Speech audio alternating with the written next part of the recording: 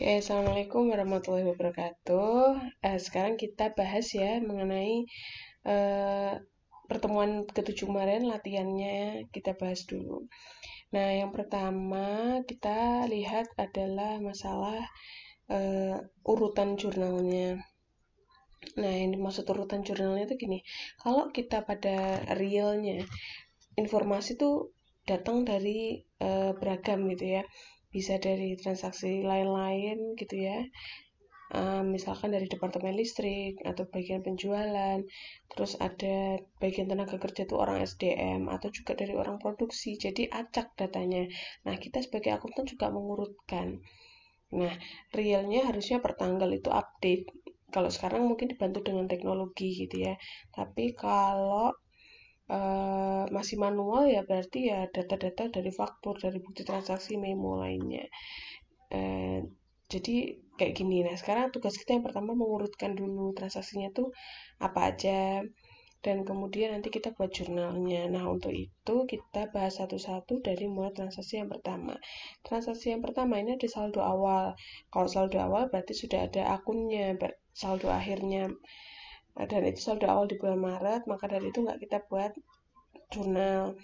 Kemudian ini tanggal 3, 8 ya. Kita cek berarti di sini ada tanggal 2 dan 3. Berarti ini kita masukkan 2 dan 3, 3 atas dan kemudian tanggal 8. Nah, caranya gimana? Coba kita lihat satu-satu ya. Nah, tanggal 2 dulu. Biaya listrik bayar ya. Jadi BOP. Nah, ini kasusnya gini, kita bahas dulu kasus ininya. Jadi ini perusahaannya namanya PT Rido. PT Rido ini memproduksi tempe. Oke, memproduksi tempe ini dia em, usaha rumahan, nyatetnya akunnya biaya overhead pabrik. Nah, perlu kita lihat ya, akunnya itu adalah biaya overhead pabrik. Jadi, kalau kemarin kita nyatet dulu biaya bahan baku, nyatet dulu misalkan biaya pembantu, terus kemudian PTKTL. Nah, kalau sekarang langsung akunnya masuk ke biaya overhead pabrik. Terus kemudian penjelasan biaya tersebut dilaporkan dalam rekapnya dan yang lainnya namanya biaya administrasi umum dan penjualan. Jadi ini tuh maksudnya pemisahannya. Yang kemarin kita bahas kan ada biaya produksi dan non produksi yang di office. Nah, di office itu dibagi menjadi dua, ada biaya administrasi dan umum dan biaya penjualan. Ada dua kan pembagiannya, makanya nanti kita kelompokkan mana yang masuk administrasi, mana yang masuk ke penjualan. Kalau penjualan itu biaya yang dikeluarkan terkait dengan eh, kegiatan penjualan sampai barang tersebut terjual. Kalau administrasi adalah biaya untuk pengelolaan, manajemen, itu namanya biaya administrasi, gitu ya. Nah, sekarang kita bahas yang tanggal kedua. Biaya biaya listrik tadi BOP strip biaya listrik. Nah, sebenarnya kalau memang sudah akunnya diatur BOP ya biasanya masuk ke BOP aja. Tapi kalau mau melengkapi boleh ditambah strip biaya listrik. Oke, kayak akumulasi depresiasi itu loh. Nah, itu strip bangunan, strip apa gitu. Kreditnya kas karena bayar ya 400.000 dah, udah paham pasti kalau ini. Yang ketiga mendapatkan penjualan 15 juta dicatat dengan cara periodik. Kalau periodik jurnalnya itu berarti cuman kas bertambah. Oke, mendapat penjualan ya, asumsinya dapat uang kas 15 juta kreditnya penjualan. Itu kalau periodik.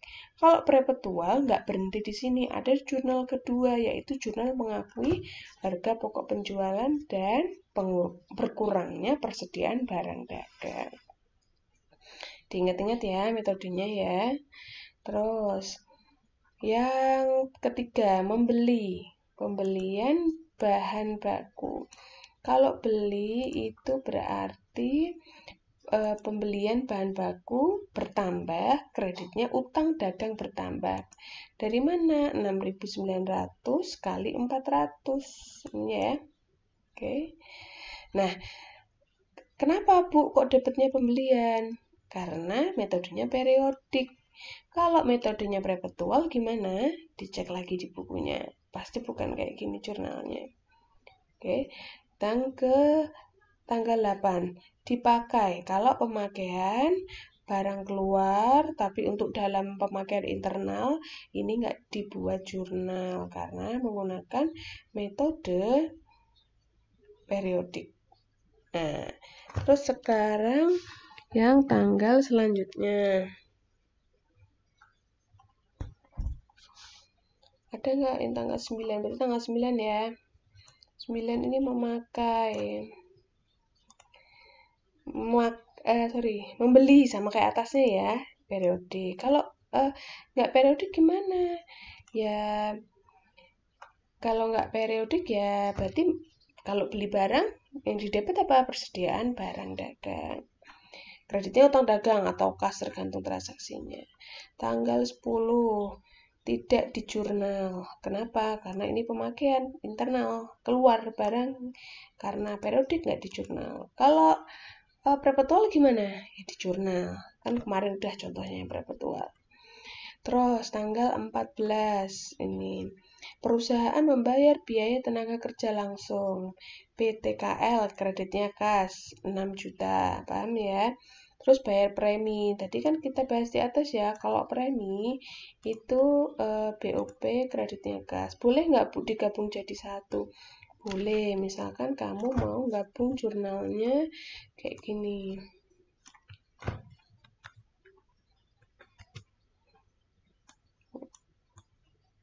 Karena satu tanggal ya. 6.120.000 juga nggak masalah. Oke? Paham ya? Terus tanggal 14 udah 17 sekarang membeli peralatan produksi. Nah, ini sebenarnya peralatan produksi itu yang udah saya bahas kemarin ya. Asumsinya ini perlengkapan sih, kayaknya salah di bukunya itu. Jadi maksudnya ini yang enggak, kalau kita beli peralatan mesin itu harus diakui sebagai aset. Ini asumsinya adalah habis pakai dalam satu pesanan atau dalam satu periode, maka debitnya adalah BOP, kreditnya kas. Oke. Terus selanjutnya 17 udah, ini tanggal 20 retur. Nah, kalau ini retur walaupun ini barang keluar, tapi ini ke eksternal, artinya terkait sama supplier. Maka dari itu jurnalnya adalah kalau kembalikan barang, berarti utang dagangnya berkurang kan dari tadi yang di sini. Oke, berkurang di debit, kreditnya retur pembelian bahan baku. Beda sama perpetual, gitu ya. Nah, ini juga nggak ada. Kalau periodik nggak ada jurnal selisih nilai bahan. Oke. Terus tanggal 25. Nah, memakai dari jurnal. Retur produksi nggak di jurnal. Nah, tanggal 29. Ini pembelian BBM secara tunai untuk kendaraan berarti kan biaya penjualan ya. Karena tadi ada dua hal ya, penjualan untuk administrasi dan umum. Ya, kas.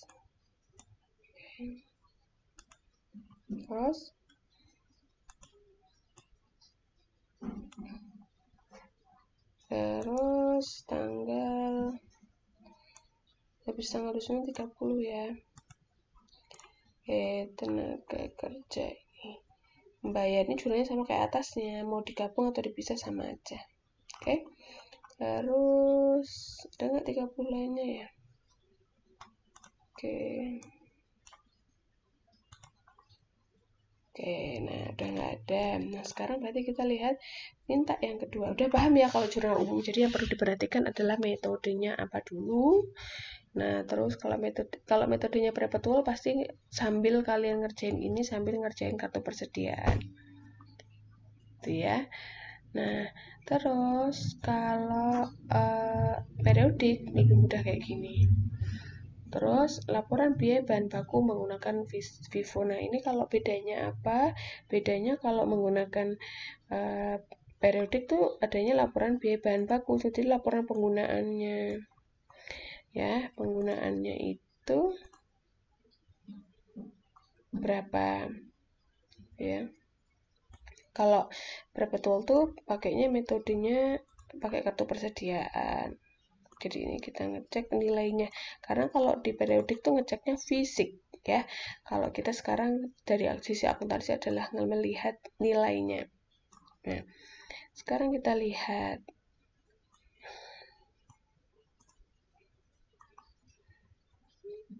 Nah, sekarang kalau yang nomor 2, laporan biaya bahan baku metode periodik FIFO bulan Maret adalah yang pertama, intinya adalah kita mau mencari berapa barang yang digunakan dalam produksi di bulan Maret tersebut. Jadi kalau mau tahu berapa yang diproduksi, berarti berapa yang udah nggak ada di gudang.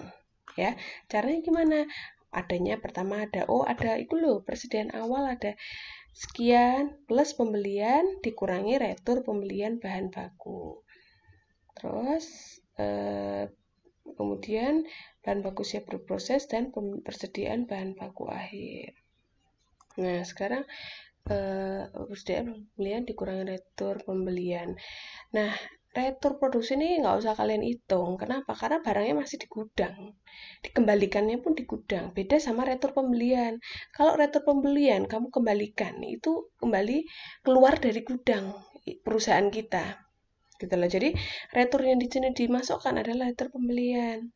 Terus, totalnya adalah bahan baku siap diproses, dikurangi persediaan bahan baku akhir, dapat biaya bahan baku yang ada. Oke. Terus ini dapat dari mana? Berarti kan persediaan awal ini 40 kali 8.000 320.000. Yang B pembelian tuh 400 sama 500, jadi ini tambah ini dapat 5.910.000. Pengembalian 80 tadi dikalikan sama saya ngambil dari atasnya tadi 504.000 dikalikan sama 6.300 ya. 300. Oke.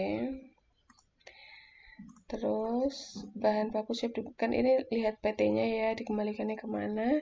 Bahan baku siap diproses dijumlah ke bawah ya. A plus B ini harusnya dikurangi ini juga ya, karena udah dikembalikan. Nilainya dari mana gitu.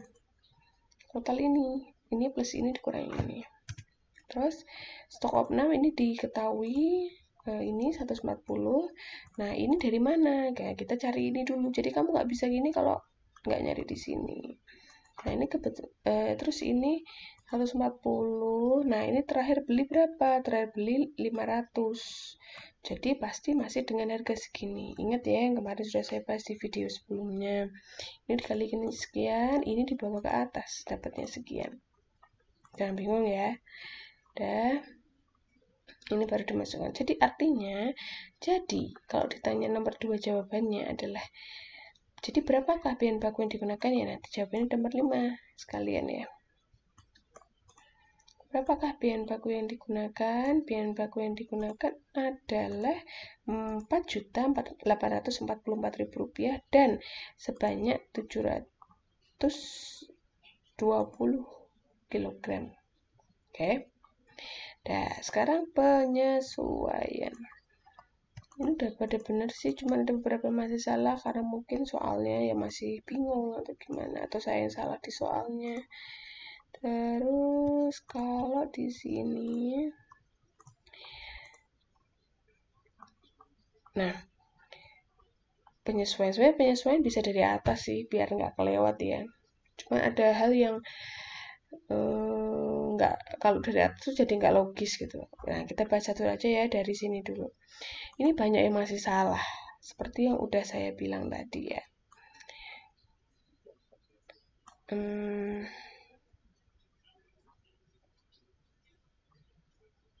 Gini aja deh.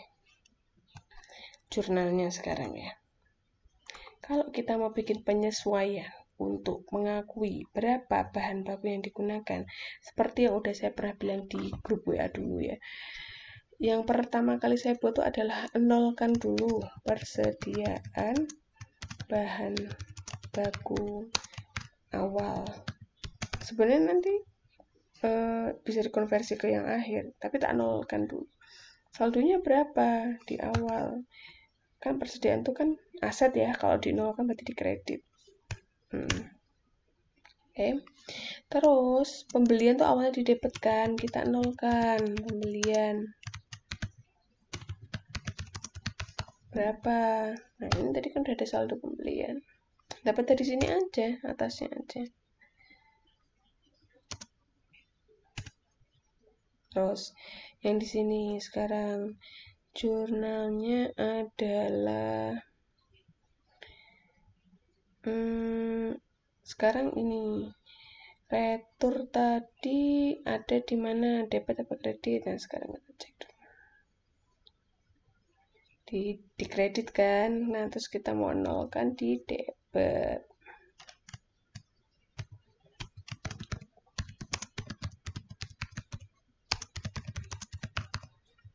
Berapa? Saya kasih minus karena ini biar plus ini. Terus kita akui persediaan bahan baku akhir biar kalian jelas aja. Bahan baku akhirnya berapa? Ya ini tadi perhitungannya. Oke. Nah yang satu apa? Nah kan kalau udah persediaan bahan baku akhir digunakan, berarti artinya apa? Berubah jadi persediaan barang dalam proses. Adik, persediaan barang dalam proses. Mama. Ini persediaan bukan bahan baku ya, BDP. Kan udah berubah jadi BDP alurnya. Dari mana? Ini sama dengan ini yang udah kepake berubah jadi bukan. Jadi ini jangan sampai ditulis biaya bahan baku, tapi persediaan BDP. Oke ya. Nah sekarang ini. Nah ini kan tadi banyak yang nulisnya di bawah. Nah harusnya kan kalian nyatet BOP dulu ya. Ini BOP masalah gaji ya.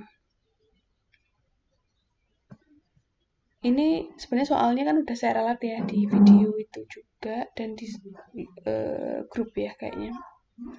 6,5 juta ini. Nah ini sebenarnya mengakui yang mau dibayar bulan depan. Jadi ini jadiin satu boleh BOP, administrasi dan umum, dan penjualan, kreditnya hutang gaji. Terus yang kedua masalah BOP ini ya asuransi. Nah ini boleh nggak Bu dijadiin satu? Boleh, misalkan ini jadiin satu di sini, satu jurnal ya. Jadi BOP asuransi pabrik dibayar di muka, akumulasi depresiasi, persediaan bahan baku langsung juga boleh. Jadi nggak terpisah kayak gini juga boleh. Terus yang selanjutnya adalah pembebanan ke HPPD. Artinya ini BTKL kan masih akunnya BTKL padahal udah harus jadi persediaan barang dagang. Oke. Ini jadi persediaan BDP, kreditnya BTKL. BTKL-nya kita nolkan, berubah di sini. Ya, ini juga sama, BOP berubah, dinolkan jadi persediaan BDP. Jadi harusnya ini tuh paling akhir. Ya. Nggak masalah lah. Kenapa? Karena dia belum ada akun BDP. Ini dapat dari mana? Dari ini. Sebelumnya.